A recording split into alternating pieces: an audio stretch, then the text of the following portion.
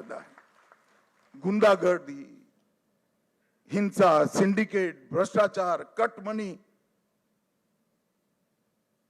ये जो त्रास था बंगाल की जनता पर, हमारे नए मुख्यमंत्री के चार्ज लेते ही कुछ ही महीनों में ये सारा समाप्त हो और बंगाल के किलोमीटरों दूर, सैकड़ों किलोमीटर दूर तक होगा।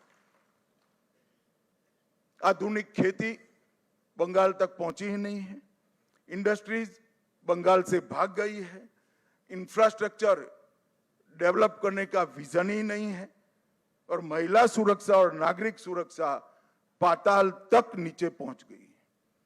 ये सारे मुद्दे भारतीय जनता पार्टी ने अपने संकल्प पत्र के अंदर लिए हैं और मुझे विश्वास है कि भाजपा सरकार मोदी जी के नेतृत्व में ये डबल इंजन की सरकार बनकर दिन दूनी रात चौगुनी बंगाल को प्रगति की दिशा में ले जाएगी। घुसपैठिया मुक्त बंगाल,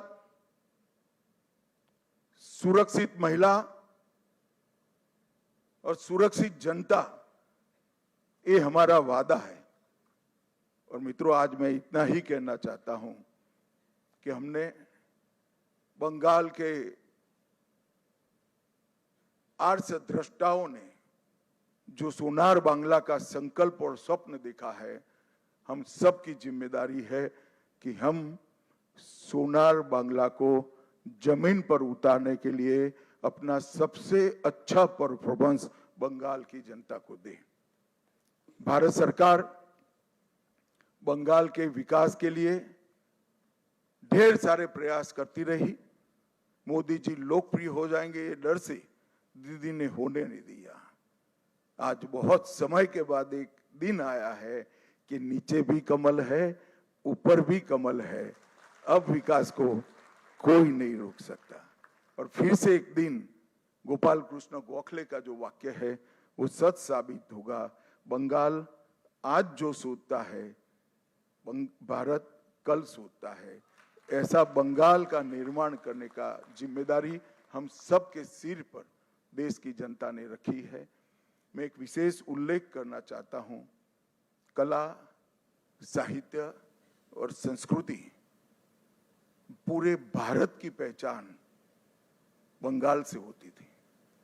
हमारा पूरा प्रयास रहेगा कि कला, साहित्य, संस्कृति और शिक्षा, इस सभी क्षेत्रों में बंगाल देश का नेतृत्व करे।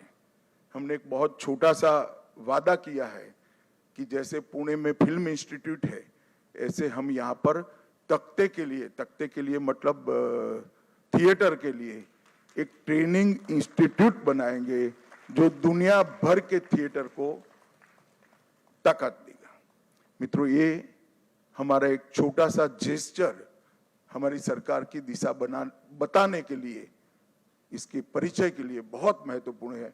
मैं आज फिर से एक बार नरेंद्र मोदी जी की ओर से, हमारे पार्टी के राष्ट्रीय अध्यक्ष नितिन नवीन जी की ओर से और भारतीय जनता पार्टी के करोड़ों कार्यकर्ताओं की ओर से बंगाल की जनता को मनपूर्वक धन्यवाद और प्रणाम करता हूं।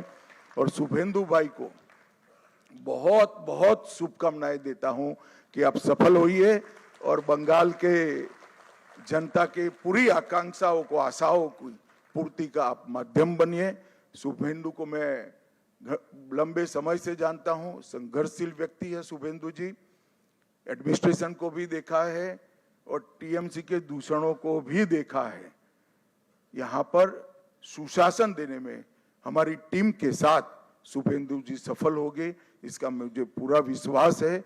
और उन्होंने जो संघर्ष किया है वो संघर्ष आज परिणाम लाया है।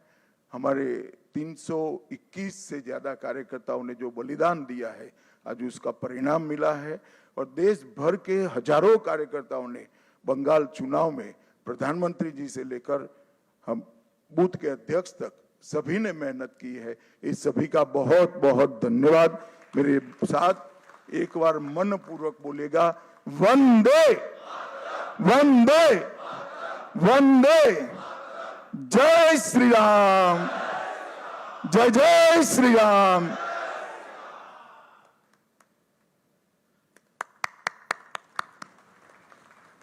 एरपोर तो जय श्री राम की गूंज सुनाई दी है इस वक्त और गृह मंत्री अमित शाह का संबोधन इसी के साथ खत्म हुआ। भवानीपुर की जनता का धन्यवाद।